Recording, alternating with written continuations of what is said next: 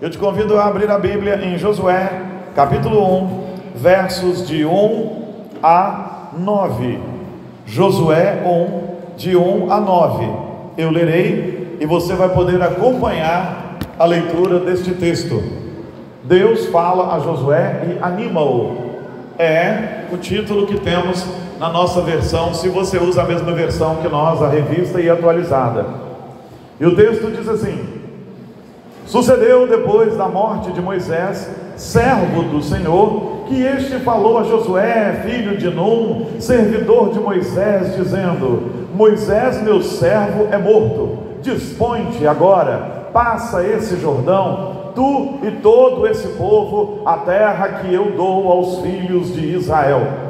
Todo lugar que pisar a planta do vosso pé, vô-la tenho dado, como eu prometi a Moisés, desde o deserto e o Líbano até ao grande rio, o rio Eufrates, toda a terra dos heteus e até ao mar grande, para o poente do sol será o vosso limite. Ninguém te poderá resistir todos os dias da tua vida. Como fui com Moisés, assim serei contigo. Não te deixarei, nem te desampararei. Ser forte e corajoso, porque tu farás este povo herdar a terra que sob juramento prometi dar a seus pais. Então somente ser forte e muito corajoso, para teres o cuidado de fazer segundo toda a lei que o meu servo Moisés te ordenou. Dela não te desvies nem para a direita nem para a esquerda, para que sejas bem sucedido por onde quer que andares. Não cesses de falar desse livro da lei, antes medita nele dia e noite, para que tenhas o cuidado de fazer segundo tudo quanto nele está escrito. Então farás prosperar o teu caminho e serás bem sucedido. Não te mandei eu? Ser forte e corajoso, não temas nem te espantes, porque o Senhor teu Deus é contigo por onde quer que andares. A expressão que nós mais ouvimos aqui é ser forte e corajoso. Ser forte e corajoso. E isso me tem preocupado nos últimos tempos. Onde está a força do povo de Deus? E onde está a coragem do povo de Deus?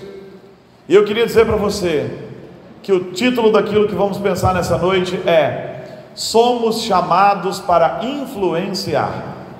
E onde estamos influenciando? Josué foi uma influência poderosa que aprendeu aos pés de Moisés. Mas e nós? Onde estamos influenciando? Ou será que nós pensamos que cristianismo se restringe às quatro paredes do templo? Não é. Onde está a nossa influência? Nós estamos vendo o mundo apodrecer, quando nós na verdade somos sal, e uma das características do sal é salgar. Nós estamos vendo uma cultura que está simplesmente se degradando, quando na verdade temos um chamado de Deus, o chamado cultural. Deus nos deu 3 mandatos quando nos criou: o mandato cultural, o mandato social e o mandato espiritual. Vamos começar do espiritual. O espiritual é o mandato de que devemos cuidar do nosso relacionamento com Deus, com o Pai. E nós precisamos cuidar disso, e muita gente não cuida em oração, não cuida orando, não cuida lendo a Bíblia, não cuida meditando na Bíblia, aprendendo da Bíblia, vindo à casa do Senhor, exercendo comunhão, não cuida em jejuns, não cuida em oração, não cuida em estudo. E como é que vai cumprir os outros? Somos chamados para ter um relacionamento íntimo com o Pai, e nós cristãos sabemos então que Cristo, Ele rasgou o véu, e agora nós podemos entrar no Santo dos Santos, e não há desculpa para que não cumpramos o mandato espiritual. Mas para você cumprir os outros, você tem que começar por esse. O segundo mandato é o mandato social. O Senhor nos fez viver em família, e o Senhor nos fez nos relacionarmos uns com os outros. O Senhor nos fez seres relacionais. Não nos relacionamos só com Ele, mas nos relacionamos com outras pessoas. O Senhor nos fez assim, seres relacionais, que precisam se relacionar com os outros. E se não tomarmos cuidado, vamos ser engolidos por essa onda do virtual, e as pessoas não vão mais se relacionar com outras. Muitos já não saem muito mais de casa, muitos já não visitam outros, e outros não querem ser visitados. Muitos já ficam restritos a redes sociais, a streamings e a essas coisas todas virtuais. Mas o Senhor nos fez para nos relacionarmos tete a tete, olho no olho, conversar, tocar, ter experiências de convívio com os outros, nos alegrarmos com os outros, às vezes nos decepcionarmos, mas isso também traz crescimento para nós, se a gente souber usar isso. Temos um mandato social, precisamos influenciar com os nossos relacionamentos. E temos o terceiro mandato, que é o mandato cultural. Deus nos mandou cuidar dessa terra, Deus nos mandou cuidar da natureza, Deus nos mandou cuidar dos animais, Deus nos submeteu todos os animais, nos submeteu todas as coisas. E muitas vezes nós temos visto a igreja sucumbir à cultura desse mundo, quando a igreja devia estar influenciando a cultura. Muitas igrejas, a pretexto de viverem contextualizados, viverem no meio dessa cultura, estão se perdendo, estão abandonando o verdadeiro evangelho, estão pregando um negócio social, estão entrando na onda dessa lacração aí, todo mundo quer falar a língua desse povo, e estão se esquecendo de uma coisa: quem faz a cultura é o homem, e o homem precisa de Jesus. O homem precisa ser redimido, logo a cultura que ele faz também precisa ser redimida. O homem tem um problema com o pecado, que só Jesus pode consertar. A cultura que o homem produz também é uma cultura pecaminosa que precisa ser redimida. Nada disso é novidade para você. Mas o que me preocupa muito é que as pessoas não enxergam a sua vida, o cristão não enxerga e precisa enxergar. Muitos não enxergam, não vou generalizar não, mas muitos não enxergam a sua vida como precisava enxergar, como um ministério de Deus onde quer que sejamos postos, em qualquer lugar. Aí eu me lembro da história de Lutero e o sapateiro, quando Lutero foi indagado pelo sapateiro, que perguntou o seguinte: Seu Lutero, agora eu sou um cristão, e como eu posso ser um cristão de fato relevante, cristão? E ele respondeu: faça bons sapatos e venda por um preço justo. É claro que a vida cristã de um sapateiro não se restringia a isso, mas começava aí. Agora o seu trabalho não é só o seu meio de ganhar dinheiro, é seu ministério. Faça o bem feito. E hoje compartilhei uma palavra viva muito interessante, a história de um professor norte-americano, cristão, que foi contratado para ministrar aulas numa escola japonesa. Mas um dos pontos do contrato, da contratação, era: não misture sua fé com o seu trabalho, não misture sua crença com o seu trabalho. Você não pode falar de Cristo aqui. E ele concordou com isso e foi dar aula. E de fato ele não compartilhou de Cristo na sala, ele não estimulou ninguém a aceitar a Cristo, mas ele viveu uma vida de pureza, uma vida de relevância, uma vida de testemunho. E diz-nos essa história que 40 de seus alunos, por causa da sua vida, por causa do seu exemplo, eles fizeram um pacto, eles ficaram pactuados de seguir a Cristo, e 20 deles se matricularam numa escola cristã e se tornaram cristãos, e aqueles 40 abandonaram a religião de seus pais. Aquele homem deu um testemunho fiel, o que fez com que aqueles rapazes procurassem entender tudo aquilo. É claro que eles não foram salvos pelo testemunho, eles procuraram a palavra, porque a fé vem pela pregação da palavra, você precisa ouvir a palavra, e eles foram buscar a palavra. Mas aquele professor entendeu que seu magistério não era o seu meio de ganhar dinheiro simplesmente, o seu magistério era o seu ministério. E é isso que precisamos entender.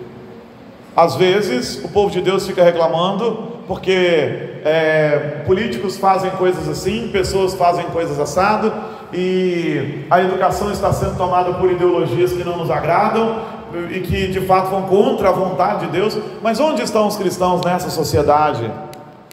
Onde estamos? Estamos ocupando os postos? Nós nos candidatamos às diretorias das escolas, nós nos qualificamos, nós participamos dos movimentos da cidade, dos conselhos, nós participamos das conferências, nós participamos das consultas públicas, nós participamos quando somos chamados, ou deixamos que outros façam isso? Aí outros fazem, e fazem do jeito que acham que está certo, e nós não podemos nos encolher. Onde está a força e a coragem deste povo que se chama povo de Deus, o povo crente?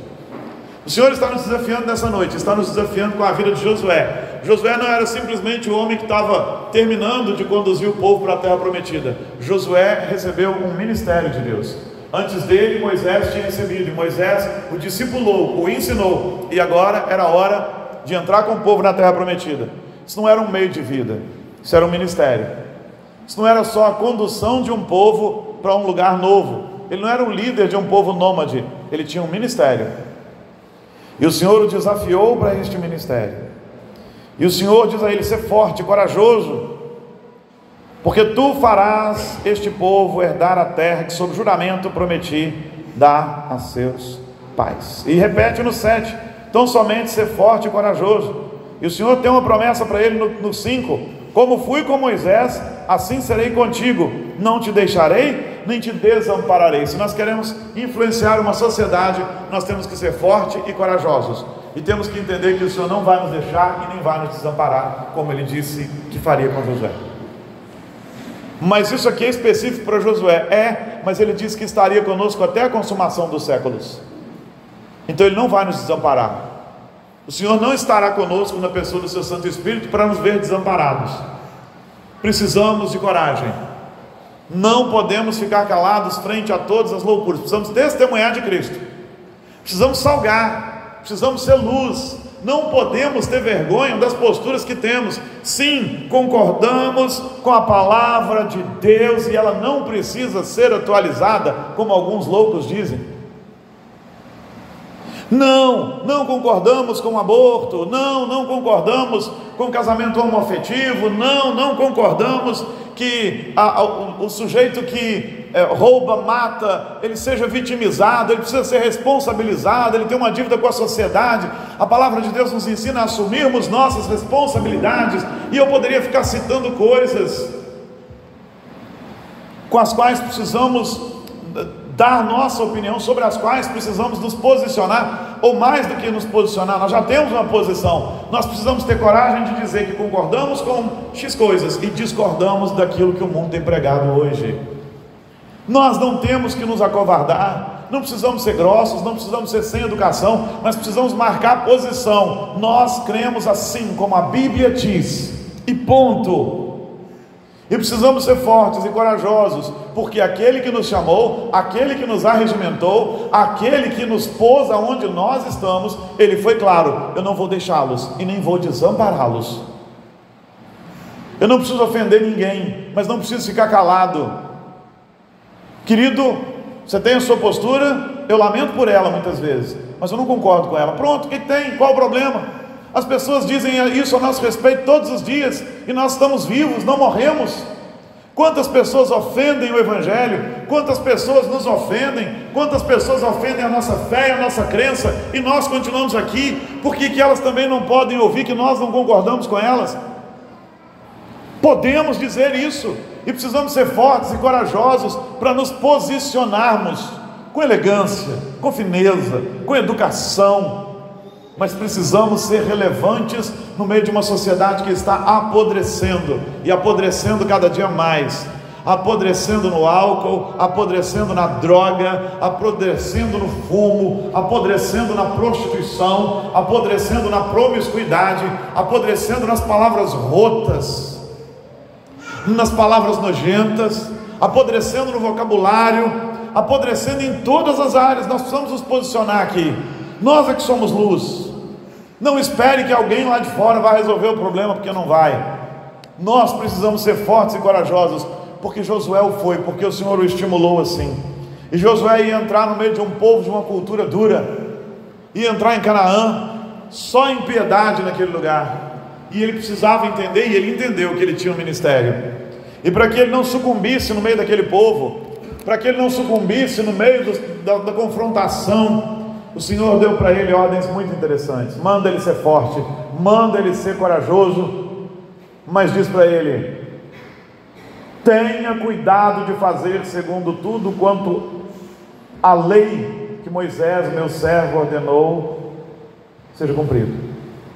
Não se desvie da lei, nem para a direita, nem para a esquerda, para que sejas bem sucedido por onde quer que andares. A primeira coisa que você tem que entender para você não sucumbir nessa cultura é: você tem que ter posição, não se desviar nem para a direita nem para a esquerda. Se as pessoas te perguntam a sua opinião cristã, não se envergonhe da sua opinião cristã. Sim, concordo com isso. Não, não concordo com aquilo. Mas não, você me perguntou a minha opinião, esta é a minha opinião. Não tenha vergonha da sua opinião, não tenha vergonha da sua fé, não tenha vergonha da palavra, não tenha vergonha de se posicionar, ainda que o mundo não goste. O mundo nos ofende todos os dias. Por que o mundo não ficaria ofendido com o Evangelho? Jesus nos advertiu sobre isso. Nós não somos desse mundo. Se fôssemos desse mundo, o mundo nos amaria. Não temos que abrir mão das nossas posições bíblicas, porque alguém vai ficar ofendido. Mas se mantivermos nossas posições, nós mudaremos os corações de muitos que estão desesperados e precisando, de fato, de uma transformação. Postura, primeira coisa que precisamos ter, firmeza na postura. E ele continue: não cesses de falar desse livro da lei, antes medita nele de dia e de noite. Antes medita nele de dia e de noite, para que tenha cuidado de fazer segundo tudo quanto nele está escrito. Então, qual é a nossa conversa? É palavra de Deus. Qual é o nosso assunto? Palavra de Deus. Precisamos aprender a falar da palavra, precisamos aprender a compartilhar a palavra, precisamos aprender a declarar a palavra. Muitos não falam da palavra, só lembram da palavra nos fins de semana. Podiam usar os conceitos da palavra para influenciar, mas não influenciam. Os cristãos desse país são mais de 80%, segundo as estatísticas. Se você juntar cristão católico, cristão protestante, né? E nós precisamos ser influência nesse negócio, e estamos deixando que a impiedade floresça mais do que as ideias cristãs. Não podemos fazer assim. Fale da palavra, proclame a palavra. Mais do que isso, medite na palavra. Há pessoas que ouvem da Bíblia e aprendem algumas frases, alguns jargões evangélicos, mas na verdade você precisa se aprofundar na palavra, mergulhar profundamente na palavra, porque nós precisamos ser corajosos e firmes. E ele diz também para termos cuidado de fazer tudo segundo quanto está escrito na Bíblia, na palavra de Deus. Nós precisamos mais do que falar, nós precisamos viver. É como o jovem professor que deu aula na escola japonesa, é como o sapateiro que Lutero aconselhou. Nossa vida é um ministério, nossa vida é ministério, nosso trabalho é ministério, nosso lazer deve ser ministério, tudo em nós deve ser um ministério de Deus, que proclama a palavra de Deus. Fiz arte aqui. Tudo em nós deve ser assim. E existe algo precioso no fim desse versículo 8: então farás prosperar o teu caminho e serás bem sucedido. A fidelidade para com o Senhor, a firmeza, a proclamação da palavra, a meditação na palavra, a vida com Deus e o testemunho nos farão prosperar. Prosperaremos naquilo que o Senhor quer que prosperemos. Prosperaremos no crescimento com o Senhor, o Evangelho prosperará, nossas vidas prosperarão, porque estamos sendo firmes no Senhor.